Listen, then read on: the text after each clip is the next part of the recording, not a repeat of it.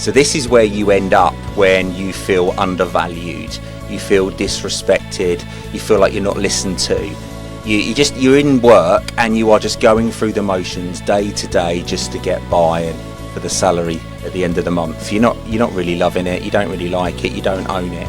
And we've all been there. I've been there several times. In fact, I've put people in the sea of discontent without even knowing I was doing it at the time, constantly smashing them with deadlines, pestering them, harassing them, burning them out.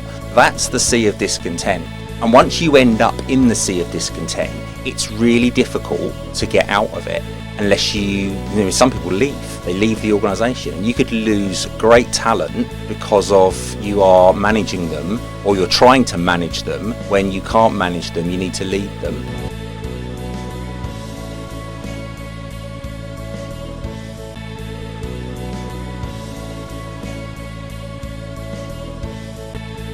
Hey, Uncommon Leader, welcome back. This is the Uncommon Leader podcast. I'm your host, John Gallagher. You probably know the two of my favorite topics to talk about are lean and leadership. And today I'm going across the pond for a guest who specializes in both. He's Matt Sims, the founder of Ever So Lean and an international award-winning continuous improvement leader with over 25 years of experience. And he's led some massive transformations for global giants such as Amazon and the Royal Mail. A combination of lean and leadership are outlined in his book, Building the Bridge to Inspirational Leadership, that we're going to talk about today. And it's a framework that proves when your people thrive, your performance follows. I'm really looking forward to this conversation, so let's get started. Matt Sims, welcome to the Uncommon Leader podcast. How you doing today, friend? Thank you very much for having me. I'm really good.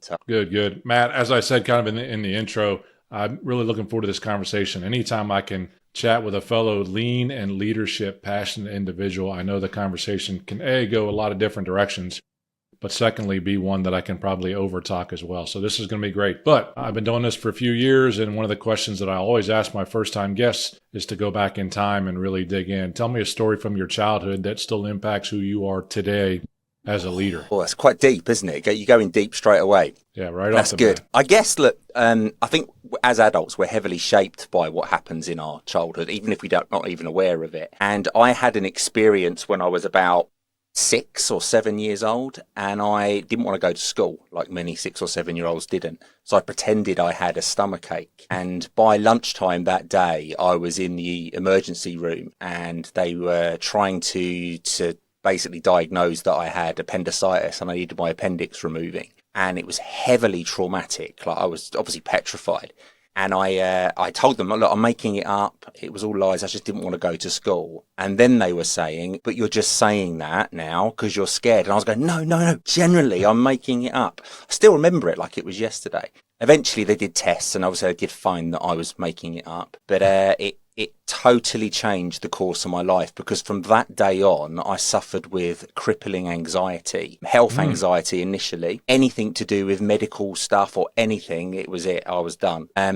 And then going forward, that anxiety spread more into my social life and me as an individual, which right up, I'm nearly 43 now, and right up until a couple of years ago, it was still a major player in my day-to-day life. And I think through age and wisdom, I've learned more about it. I know how to handle it. I know that it passes, but it's definitely stuck with me. It's definitely shaped who I am. It's amazing how some of those stories stick with us. I mean, I've heard of white coat syndrome before, in terms of you walk into a doctor's office, you're like, I see that white coat, and things start to go really bad. But it's certainly something that it's certainly something that as an adult, when you can recall back all the way to 6 or 7, very easily can be something that haunts you. I bet I can dig back. It's funny, I asked that question. I don't know if I do my own self-reflection as to going back that far and what that really means. But it helps us today, and some of the things that you're looking at. I mean, the first thing I thought of when you talk about appendicitis and not really having it is like, what diagnosis protocol did they use to really figure this out and do a 5 whys and say that I really needed to have my appendix removed, right? Like, who's the doctor that goes through that? But my goodness gracious. So we're going to talk about 2 of your books today, and that's fun part 2. We're going to talk about why you're an author as well. What drove you to try and, or drove you to write a book and what happened. But your book that we're going to talk primarily about today is how you are helping organizations to continuously improve. And that's the Bridge to Inspirational Leadership, a framework that proves when your people thrive, your performance follows. So let's start right there. When your people thrive, your performance follows. What in the world has that meant for you, and how do you communicate that to an organization that really needs to get better? Yeah, it's meant an awful lot of work over a number of years is what it's meant. And I learned the hard way. So when I first went into leadership sort of 25 years ago, I thought it was all about the boss says you do and you do as you're told. And if you don't like it, you leave. That's basically how I was brought up to believe it worked. So I behaved in a way that I'd seen my leaders behave. So I would tell people what to do. I would discipline them if they didn't listen. I'd be very direct. There was no engagement. It was very much a I'm better than you attitude. And it didn't work, funnily enough. It caused a lot of friction, a lot of challenges for me. And it made my very first few years as a leader the steepest learning curve of my life. I learned so much from telling guys that were double my age, some of them more than that, to do something, and then standing in front of them, watching them do it to make sure they didn't run away. Shocking, unbelievable. And then even as I progressed through my career into continuous improvement and lean activities, I still wasn't engaging people. I was telling people, I was doing it to them. And then I would swing in on a rope with a balaclava on. I'll solve your problem. You know what I mean? I'm in there. Yeah, I'm going to be the hero. I'm going to solve it for you. I know you do this every day and you're the expert and you've been doing it for 20 years, but I don't care. Do it like this. And then I would leave. And it was hard work. And as my roles gained more responsibility and I had bigger territories that I was responsible for, that gulf between me and the people doing the work got bigger and bigger and bigger. And I was despised. And I thought to myself one day, there has to be a better way of doing this. There's got to be. And I was on a site visit one day and my boss said to me, I basically went down on the shop floor and the way they were working was horrendous, right? It wasn't the process as it was designed. And I unplugged the machine and I told them to stop. And I went off on one about how rubbish they were, what they were doing, and why this was a problem. Really went into one. And afterwards, I plugged it back in and walked off with my boss. And he said to me, Matt, I don't disagree with anything you've just said, right? You're spot on.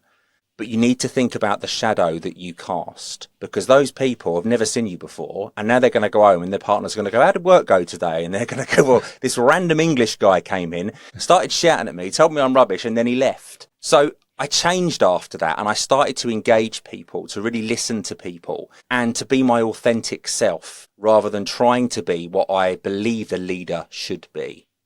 And I started to see results. I started to see just silly little things. There was less friction. I would engage people or other departments and stakeholders before the project started rather than during the project. And people reacted differently. And I quickly learned that if you give people the environment to thrive and they enjoy what they do and they participate and they have an input into it and they own it, then you get so much better results off the back of it.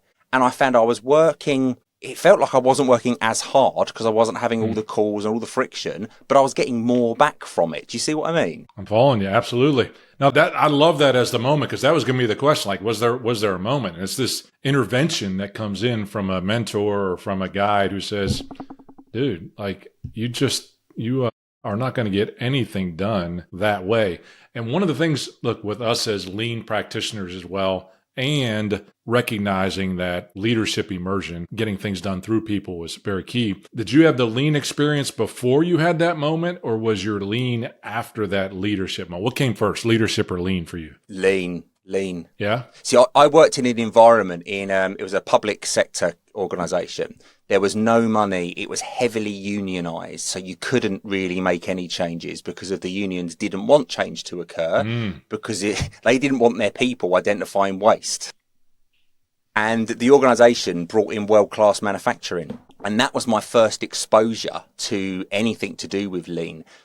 But what it did make me, it worked on like 10 pillars, and I was the workplace organization pillar. So I was all about making the work area more smooth, the flow improvement, reducing the waste. And it suddenly occurred to me that I'd been doing this stuff. I knew it without knowing it. So even when I was out on the street as a frontline delivery postman, walking around delivering letters through people's doors, I was already removing the waste, finding the shortest routes, making it quicker to sort by putting it in a certain order. I was already doing it. I just didn't know what it was.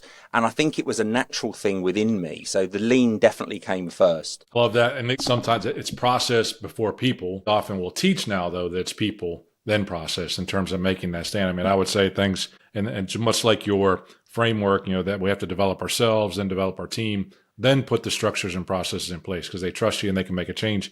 You saw it a little bit differently, but you had somebody point it out that, with a skill set, process improvement, and leadership, man, the possibilities are endless. So you've gone through this journey. You did this through the Royal Mail. You also then went on to work for another big organization, Amazon. I don't know if you can work for anybody bigger. Maybe today it's Tesla or the SpaceX or whoever it is in terms of working for Elon, in terms of a big organization and making that happen. But taking both those principles have resulted in this framework that you talk about. So let's talk about this framework a little bit. You talk about these 4 pillars: respect for people, authenticity, empowerment, and then engagement, and then empowerment. So those 4 together. Yeah. Not a whole lot in there with regards to process. Very much a people approach in terms of what's in there. You've got it set on that foundation.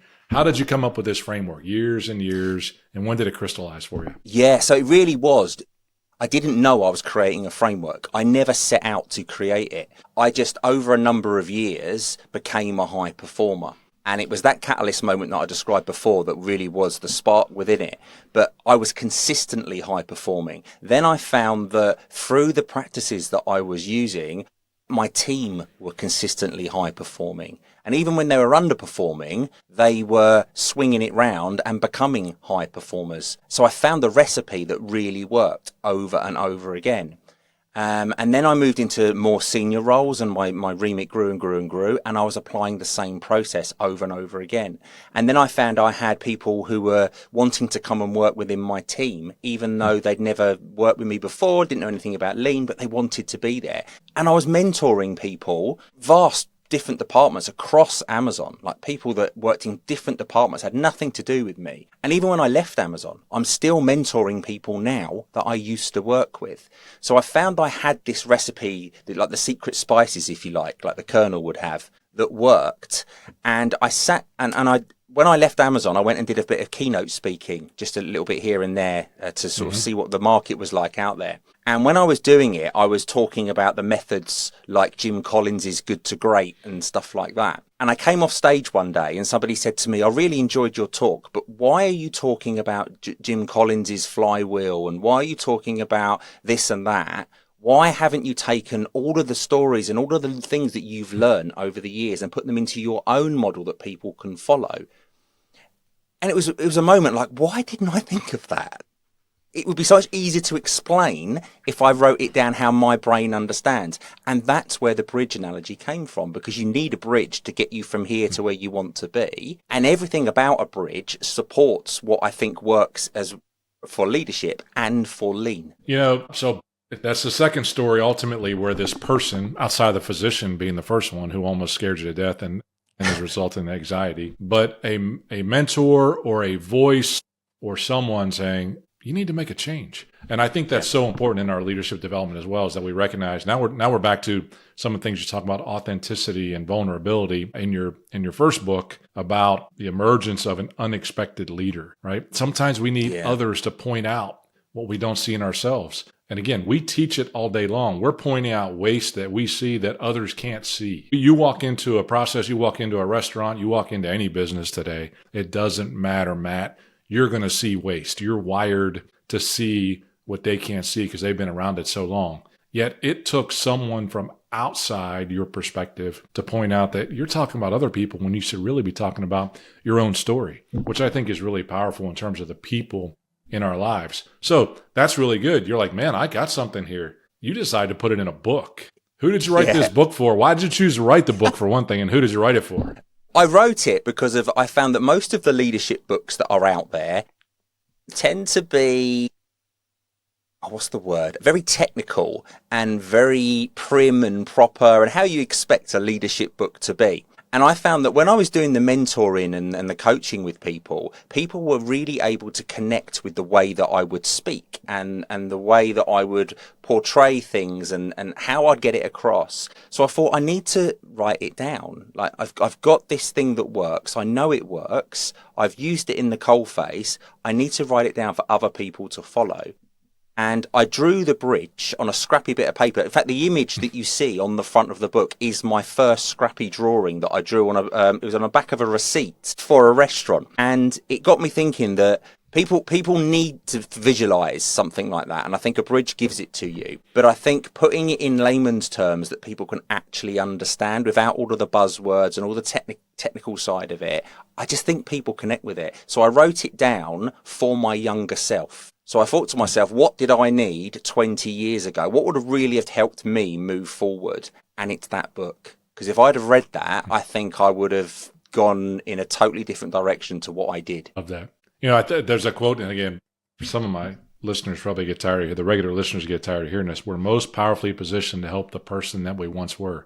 That's exactly, you wrote that book for the person you were 20 years ago that really needed it and said, if I would have had this 20 years ago, maybe I'd have cut that time in half that it took me to get where I needed to go. Yeah. Yeah, so good. Exactly. That's so good. When you think about all those journeys, I mean, and that framework, okay, within that framework, whether you're teaching it now, whether you taught it before and you weren't even aware of it, is there a story that comes back to mind of success in that space that you really like to talk about?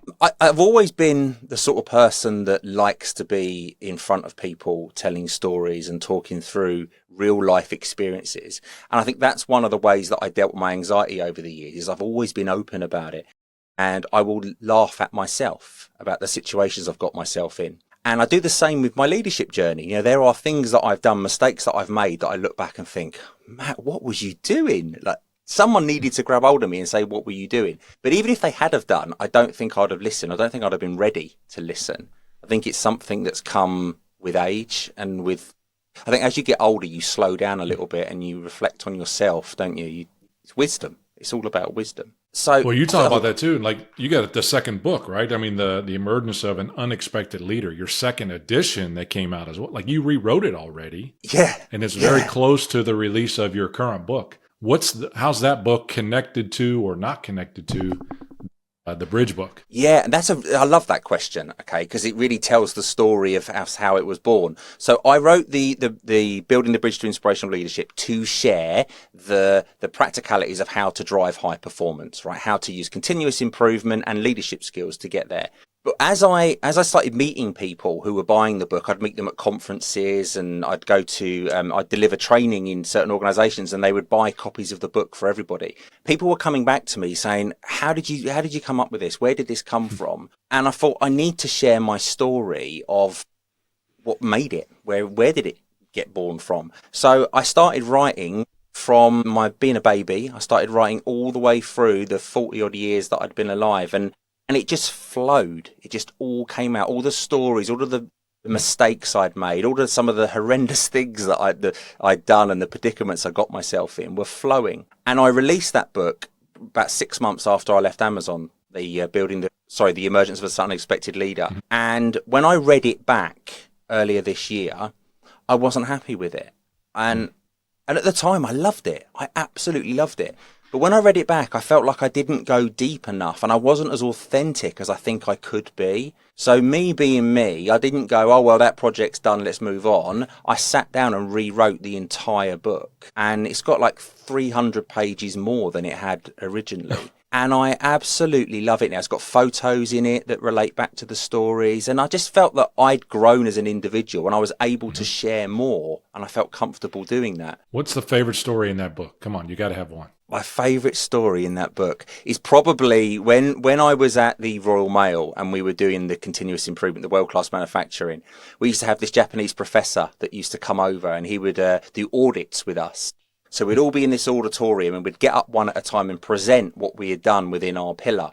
And the very first time he came to the unit that I worked in, there was all of these stories, the legend of the professor and how he behaves and what he does. And I was on immediately after lunch. So at lunchtime, you'd have the professor sitting there eating his plate of carbs that he'd taken off the table on his own, and everybody else would be over this side of the room.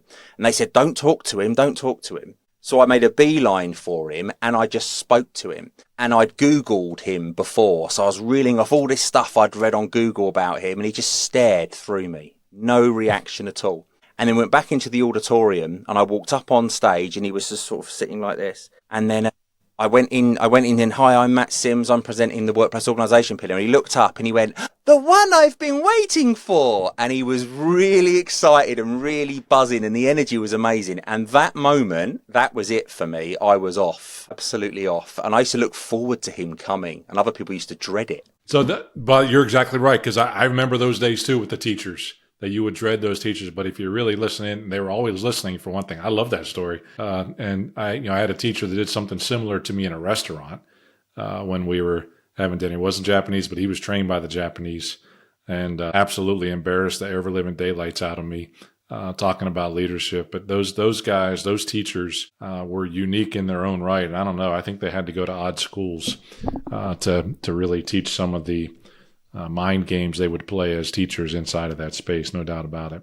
It's harsh, some of it as well. It could really break you. I saw people like that. I saw people get broken. It's absolutely. Really I mean, nasty. Recognizing that some of their styles were very unique. And part of that, how I ended up in the organization that I was with for many years in consulting, was they thought there was a better way not to be teaching like that. And I hear that in your leadership style as well, is that you don't have to beat people up to get them to make improvements. There was a picture, it's in your book, so I feel like I'm going back and forth a little bit, but that's okay, because that's part of the stories. When they trigger things in my mind, it goes, you have the 4 pillars that sit there, but they're in the foundation, but they're kind of in a sea of discontent.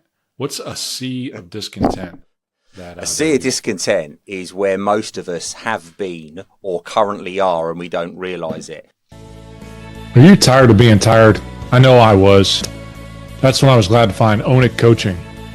Now my resting heart rate's down 20%, sleep quality up 300%. I just ran my first Spartan race at age 56. I feel better than I ever have. So if you're ready to stop settling and start owning your own health, go to coachjohngallagher.com/own it and set up a free call with the Own It coaching team. That's coachjohngallagher.com/own it. Now, let's get back to the episode. So this is where you end up when you feel undervalued, you feel disrespected, you feel like you're not listened to. You're in work and you are just going through the motions day to day just to get by and for the salary at the end of the month. You're not really loving it. You don't really like it. You don't own it. And we've all been there. I've been there several times. In fact, I've put people in the sea of discontent without even knowing I was doing it at the time, constantly smashing them with deadlines, pestering them, harassing them, burning them out. That's the sea of discontent. And once you end up in the sea of discontent, it's really difficult to get out of it. Unless some people leave. They leave the organisation, and you could lose great talent because of you are managing them, or you're trying to manage them. When you can't manage them, you need to lead them. And that analogy of the bridge growing out of the sea of discontent is, this is the way to stay above it, get out of it, and cross it. And that's the sea of discontent. And thankfully, since I left Amazon and I've been self-employed, I've been nowhere near that sea of discontent. The boss is good now. Yeah. Well, you think, right? That self-reflection. Ask the boss. I've been through that as well the past several years. So I like that. Like the sea of discontent. As we teach, it's the problem we're trying to solve ultimately. And those 4 pillars are lifelines, are themes that are going to your point, keep us out of that sea of discontent, or give us the opportunity to get out of that sea of discontent. Ultimately, with the road being focused on high performance and continuous improvement. Now, in continuous improvement, that's both in your processes in your business and in your leadership. And I know you talk about that as well. But you say that the most effective leaders are lifelong learners. So, Matt, you're young. You got a few more years to go. What's a behavior, and you guys spell it odd over there with a U. We don't use that U over here on this side of the pond on behavior. But what's a behavior or practice that you've implemented to ensure that you remain a lifelong learner on your journey as well? Yeah. Do you know what? As a younger leader, I thought that I knew it all. I thought that, you put me in even with workplace organisation, I know it all. I've read the books, I know it all. And I wouldn't accept that there was any more to learn. And now anything I do is I learn, and I know I will master it. But then what? What's after that? How can I keep going? What's next to learn? What's the next level? What's the next version? That's come out significantly within me. I call it a hyper focus. Since I've been self-employed, I don't have an IT department. I don't have a finance department. I have to do everything. And So you you learn are how that to do IT and stuff. finance department. Yeah. Yes, exactly. My laptop doesn't work. I raise myself a ticket and then I go and fix it. I Yep. think so. I think knowing that you don't know it all and be willing to Mm, take mm. any advice, not as a criticism, but as an opportunity to learn and grow. Whereas I think when I was younger, if somebody gave me any kind of feedback, I would take it as a criticism that I'm not good enough. I love that. I mean, and that's a movement. So that's the learning cycle. I think as soon as we Unconsciously accept that, confident. if as soon as we think we know it all, I think the game's up in terms of achieving high performance. So good. That's so, as soon as we think we know it all, that's when we are just getting ready to begin. If we are taking Yeah, that as a learning, I mean, we are. That's a part of that unconsciously incompetent. We don't know what we don't yeah, know. We got to stay out of that space and get to consciously incompetent. We know what we don't know, and now we got to learn. We got to get through yeah. that cycle again, and always be looking to get better as leaders in that space. Love that. Hey, I want to use that title, just one of your tools. I don't want to say against you, but in your book, as you talk about that, the bridge and the book test, somebody reads your book, they set it on a shelf, just like behind me, they set it on a shelf and it kind of sits there. Using your empathy map, what do you want them to think? What do you want them to feel? What do you want them to do after they've read your book? I want them to, above anything else, listen to people. Just listen to people. And I know, people are going to go, I do listen to people. Of course I listen to people. But do you really listen to people? So I used to go to, in the corporate world, I used to go to senior level meetings on site. And they'd all go straight through the reception, straight upstairs to the conference room. And then they would sit there debating what they'd seen on a spreadsheet. Why is it amber? What's the issues? And reel off all the reasons. And I'd go down on the shop floor and I'd walk around and say good morning to people. How are you? Talk to me about what happened last night. Or, oh, wow, what's the biggest pain in the bum that you've got at the moment? And they would share stuff with me. Now, initially, they'd be a little bit like, oh, my God, why is he talking to me? What's going on? But people get used to it. And then I'd go up into the conference room. I'd sit down, apologise for being late. And then they'd start talking through the spreadsheet. And they'd say, so the action is we're going to do this. And I go, but how do you know that's the root cause? How do you know that's causing the problem? And they go, oh, because we know, 20 years ago, I used to work in that department. I know what's happening. And I was like, but that's not what they're saying. And they go, well, how do you know? I said, because I've just been talking to them. You've been talking to them? How dare you go down there and talk to people? But you learn so much from doing that. Mm-hmm. And people go that extra mile for you as well. If they feel like they're being listened to, and they feel like they have some ownership in what they're doing, they go the extra mile. You don't have to ask them to do something. They will just do it. They give them the freedom to do that. So my biggest takeaway from the book is listen to people and you'll be surprised at what you can fix. Like that. So good. And being intentional about it as well. Again, going on there on a regular basis, not just once every few years. It's kind of intentional. Say, we're going to do this on a regular basis. And they're like, he actually is starting to listen to me, and my words do, back to engagement and empowerment as two pillars. Those are the outcomes that are inevitable if you learn to listen to your people and you have respect for them for the work that they do. So good. So good. The next book is going to be what? Oh, probably a third edition.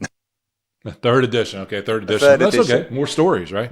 Absolutely. Yeah, absolutely. So what's really good about the emergence of an unexpected leader is because it tells my story, there's opportunity to add to it every couple of years and just grow it.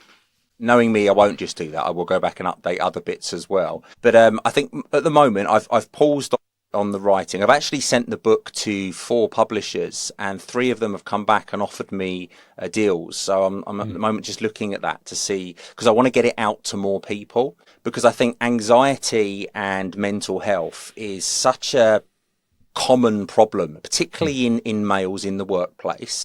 And it's not spoke about enough. People think that they see it, particularly in the corporate world, from my experience, if they feel like they are burnt out and anxious and struggling, they feel like they're failing and they don't want to tell anyone because they want to climb the ladder and stay climbing up above the people who are competing with them. So that book, for me, it tells a story of a real person that left school with nothing, feeling that they weren't going to get anywhere, told they weren't going to get anywhere, and has overcome so many difficult times to achieve what I've achieved. I want that message to go to people.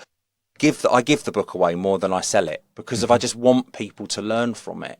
I just think there's so much you can learn from other people's experiences. And sometimes just hearing that other people have been through that or something similar makes you think very differently. Love that. Matt, you've talked about kind of that leader that poured into you out on the shop floor, told you to listen. And now you say that's one of the most important things. You've learned that from them, and it's become a big part of who you are. Or that leader that made an opportunity for you to grow in the space you're in. Are there specific leaders or authors that you follow that continue to influence you today in your writing and your style and things like that? Yeah, definitely. I think from a lean perspective, people like Paul Akers are incredibly inspirational. Mm-hmm. And I read Paul's books when I was a budding practitioner many years ago. And what I love about Paul is he's done it. So he's actually been there and done it. So he's got authenticity and credibility in what he does. But he's so charismatic and engaging. And I think that's so important. So if we think about the traditional lean leaders of the world, the people who wrote the books, the Womacks, the Jones, the Dr. Jeffrey Likers, even Paul himself, they're all coming to the end of their careers and they're retired and they're stepping back, and they are quite rightly sitting back and enjoying the fruits of the labor that they've done over the years. Now we're moving into a period now with AI and the modern generations. Now, how do we inspire those generations to become lean practitioners and work in a continuous improvement environment? And for me, we could give them the Toyota Way and books of that sort, and they are still relevant, absolutely. But I'm not sure that a younger me now would read that book. My 3-year-old, she goes on YouTube on her iPad, and within 2 seconds, she's skip. They don't have the attention span that was there. They want on demand. They want it now. It's got to be entertaining. World, yeah, absolutely. So I think there's a massive opportunity and there's a void for people to come into this space now and inspire the next generation of leaders. Because if we don't do that, then what's going to happen? We're going to end up with leaders that replicate people they witness and they see, like I did. And unfortunately, many of those aren't leading in the way that I believe is the right way to lead. I think they're managing people rather than leading them. So I want to be somebody who inspires and creates that role model. And I like people like that. People like Ryan Tierney is another great example from Lean Made Simple. Ryan has been there, he's doing it, he's learning from it, and he's sharing real authentic stories. People like this are, and like you say, when we started talking, you're like, it's great to talk to somebody else who's within Lean and stuff. And it's that's what you want. Yeah, and that community associate, again, that's really good. And I think about that. I know it was actually one of kind of my last questions. You mentioned AI and technology and what's out there today. And again, some of these micro learnings. So, I mean, we could talk about how AI is going to change, what happens in continuous improvement, but how is it making your life better right now, Matt? How are you using it to make your life better? So I use AI as a colleague, which sounds really weird. So I'll have conversations with AI, bounce ideas off of it. And I've trained it. It doesn't just tell me what I want to hear. It will talk back to me in the way that I've asked it to. I've uploaded much of my books to it, so it understands how I think, how I work, how I receive information. So I use it not as a finished product, but I use it very much to support me and have somebody to bounce stuff off. And, quite often it will come back with a different perspective. I think, I didn't think of that. Like, it's so useful.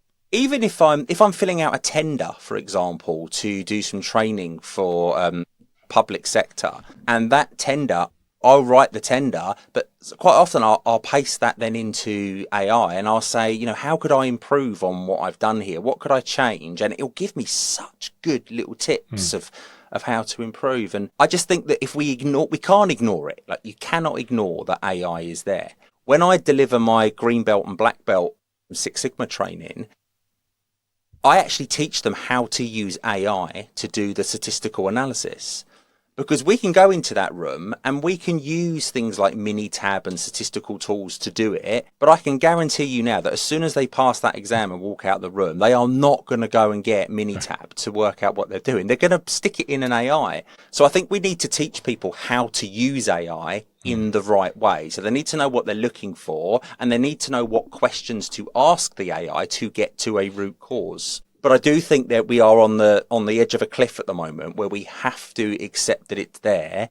And in particular, I don't know how you find it, but I find that although we are change makers, we are probably the worst community for accepting change that exists. I am like that. Change is great as long as it doesn't happen to me, Matt. Come on. I mean, that's exactly right. Don't make me change. But I love the idea of using AI as a thought partner. I mean, in terms of bouncing those things off of it, because especially as entrepreneurs, we can try to join, frankly, masterminds and all those different things and get in forums on LinkedIn or Facebook to discuss topics. But when you can kind of build that knowledge base, especially with your thinking, then it can challenge your thinking. That's really good. And that's the other side of it, is we have to tell it, where am I wrong? What am I missing? We have to ask it to really say, help me understand where I could be missing it, because it can be really good for that. And it can be used for bad things. It's not to be used to, just improve our emails, although it does really good with that as well. It's something that I believe can be a great thought partner for us if we embrace that change. We better embrace it, or we're going to be out of jobs as trainers, as consultants, as teachers. I mean, all those things, because it's those stories in your book, The Emergence of an Unexpected Leader, that are going to keep you relevant in the space that you're in. It's not the tools. Anybody can teach the tools out of Liker's book or out of Lean Thinking for Momac. Anybody can find those tools. There's no patent on the 5 whys or how to write an A3. It doesn't exist. But it's the stories that you bring, the wisdom that you bring, the mistakes you've made and overcome. But this is the thing, though, right? You can learn the tools and you can read the books, but the biggest variable you're ever going to come across as a leader or as a change practitioner, the biggest variable is always going to be people. And you can't learn people. You have to experience people, and you have to build bonds with them. And there is no shortcut. You could read all of the books in the world about how to manage people. I've got a book called Dealing with Difficult People. It's the very first book I ever bought, and I don't think I've read more than 3 or 4 pages of it, because it was so much theory, and I just felt like I'm in the thick of it now. Like, I need to know how to deal with these people. You can't take a shortcut. They are the biggest variable you'll ever come across. Just one real quick thing that you touched on just now that made me think. You were saying about the negatives of AI.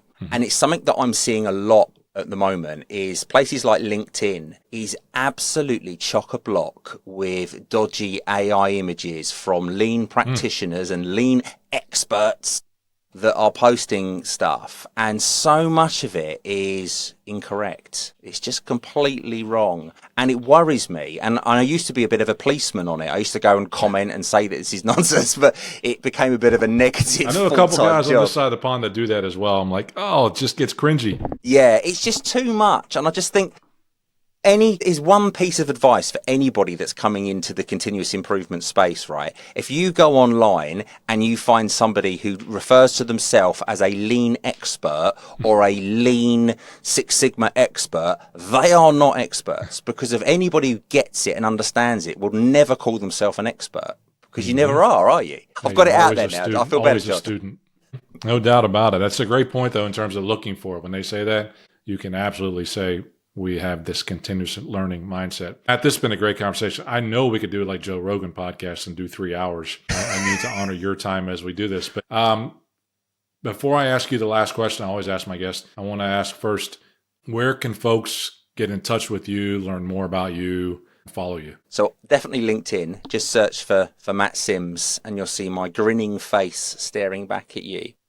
And eversolean.com is the website. Now, I built that website myself, and just like the book, it's going through its 2nd edition now. And if you'd have spoke to me just over a year ago, I'd have told you this is going to be the end of me. I was spending 48 hours trying to get an even space between 2 sentences on there. And now I'm running with it. I know what I'm doing. So eversolean.com, it's got everything about me on there, and that's where you can get any information that you want. Perfect. You also host a podcast that we can see on your microphone there, eversoleanpodcast.com. So we'll put a link to that as well. No doubt Thank you. about it. And do you know what's really funny? That started off of a conversation with my boss at Amazon, who I was doing an internal podcast, and she said to me, have you ever thought about doing something like this outside of Amazon? And I was, no, never thought of it. And I went out and I looked around at the time of what was out there, and there wasn't a lot, and what was out there wasn't particularly great. So I just started doing it for fun, and it exploded because people want to learn. They want on-demand learning. As I'm sure you're finding with your show, people just love Sure. that honest conversation, don't they? Yep, absolutely. They love the conversation. They just put it on the background and kind of go through it and make that happen. That's so good. And I think this has been a great conversation. I hope we continue to stay in touch, Matt, through the many avenues that we can. I'm going to finish you off and give you the last word. And being a lean practitioner, you're comfortable with sticky notes and Sharpies and everything. I mean, that's what we do. We map processes out. But I'm going to give you one sticky note that you can write one message on it for those that are listening to the podcast, okay, that you want to get out there. What's the message you're going to put on that sticky note, and why do you put that on there? Oh, it's so hard to choose just one. That's torture. Yeah. Okay, I would put slow down. Is all I'd write on there is slow down. And believe it or not, if we slow down and we think and we reflect and we then go again, we actually move faster. Mm-hmm. And I'll give you a real quick example is I could spend all day working on something for a client, right? A proposal for a client. And it gets to 11 o'clock at night and I've been going all day and there's certain bits that I just cannot get my head around. I cannot break the wall that I'm up against. I stop, I go to bed, get up in the morning, have a nice breakfast, set the laptop up, open it up, bang, straight away, the wall's down, and I've solved the problem. And I think sometimes if we just slow down and don't have our haste to run and just step backwards, I think we move faster and we often get a better result for it as well. Love that, and I'm in 100% agreement. You got to slow down if you want to go faster, no doubt about it, and understand. Matt, I've loved this conversation. I really enjoyed it. I appreciate you investing the time with the listeners of the Uncommon Leader podcast. Wish you the best up to and including your third edition coming out, okay? Thanks again. Thank you. Until next time, go and grow champions.